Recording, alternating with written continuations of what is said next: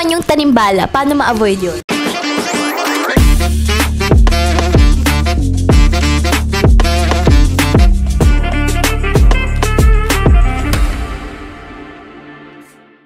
I asked my travel consultants kung ano ang take nila sa travel issues, and this is what they said. So ito ang ating travel consultant na si... Hi, I'm David. I'm a travel consultant here in Global Pinoy Travel and Tours for 1 year. Ayun. So hello, David. Hi, Miss Emma. So ito ang aking question regarding travel issues. Paano nga ba hindi ma-offload? First of all, visa. So, need ng visa lalo sa mga international bookings and sa mga need ng visa for Philippine passport. Then, next is lack of travel history. So, for example, sa mga first time or beginner na pupunta ng ibang bansa, need nyo lang mag-provide ng mga COE, bank statement, ID kung nag-work kayo, return ticket, itinerary, yun po yung mga need para hindi po tayo matanong ng immigration.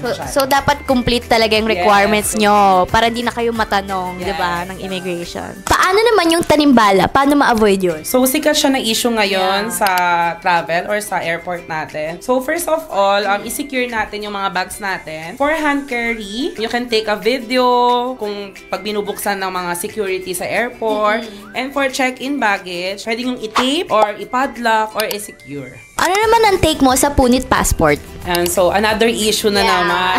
Very so, relevant. for here, may bagong news about this. So, sa passport natin, pwede lang natin siyang ibigay sa check-in and sa immigration lang. Hindi na siya pwedeng hawakan ng mga security or hindi pwedeng magawak ng passport sa airport. So, syempre, as travelers, make sure din na nasa atin lang yung passport natin.